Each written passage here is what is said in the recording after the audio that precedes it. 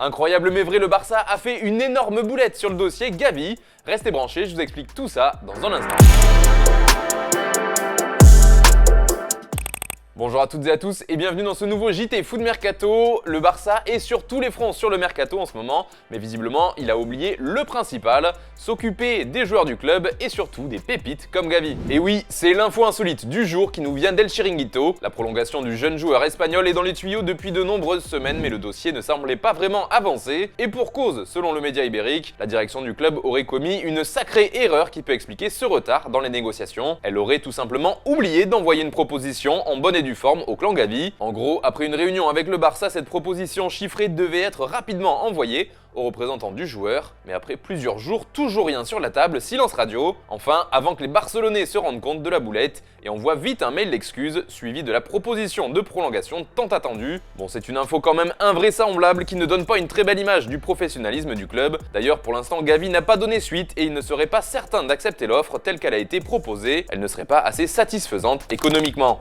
D'ailleurs, à la place de Gavi, qu'est-ce que vous feriez? Est-ce que vous choisiriez de prolonger au Barça ou bien d'écouter la concurrence? C'est la question du jour. Comme d'habitude, vous nous donnez votre avis dans les commentaires et on en reparlera demain. Hier, on vous demandait ce que devrait faire Paris sur le cas Kimpembe et pour la plupart d'entre vous, le PSG doit le conserver et le prolonger. Il ne faut pas laisser filer un titi parisien.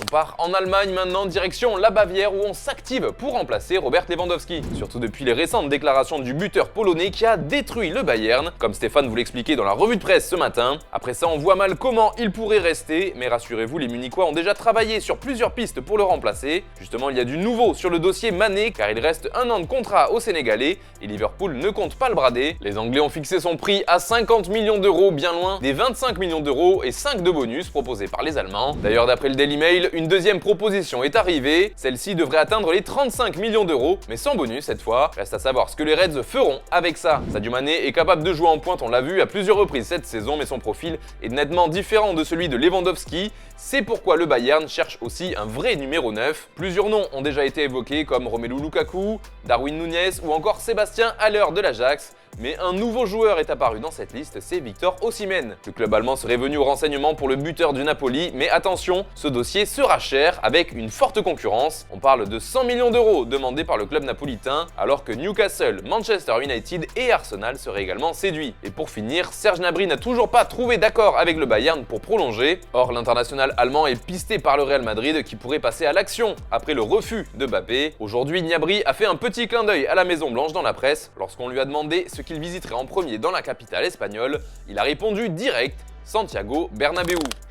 D'ailleurs, en parlant du Real, ça chauffe terrible pour Aurélien Tchouaméni en ce moment. Et c'est peu de le dire puisque selon The Athletic et Marca, un accord total aurait été trouvé entre le Real Madrid et l'AS Monaco. Et attention les yeux, ça risque d'être le montant le plus élevé de l'été puisqu'il va dépasser les 100 millions d'euros, comme on vous l'annonçait sur Foot Mercato. On file en France maintenant avec le Paris Saint-Germain qui cherche toujours son futur coach. D'ailleurs, un nouveau nom vient d'arriver dans la liste. Et cette nouvelle cible n'est autre que Julen Lopetegui, le coach du Séville FC qui serait dans les petits papiers des Parisiens. Mais il est sous contrat jusqu'en 2024 avec le club andalou. Mais le club espagnol est très inquiet d'après Stadio Deportivo. Pourquoi? Car les Sévillans ont peur de revivre ce qu'ils ont déjà vécu à l'époque avec Unai Emery, qui était déjà parti pour Paris à l'époque. Et puis, c'est plutôt une surprise, mais Gareth Bale a la cote en ce moment. Après des années d'errance au Real Madrid, le Gallois est très demandé. Son contrat est désormais terminé chez les Madrilènes et il peut signer où bon lui semble. Selon le Daily Mail, il aurait l'embarras du choix puisque plus de 10 clubs ont déclaré leur intérêt au clan Bale. Mais pour l'instant, on ne connaît que Cardiff City en Championship dans cette liste des prétendants. Et puis, c'est officiel, Benoît Costil n'est plus un joueur des Girondins de Bordeaux. Son contrat se terminait à l'issue de la saison et l'aventure est donc terminée pour le gardien de 34 ans, comme on a pu le voir dans un communiqué officiel des Marinés Blancs. Allez, on se quitte avec l'image du jour les amis, vous l'avez peut-être oublié, mais Cesc Fabregas faisait partie de l'effectif de l'AS Monaco cette saison.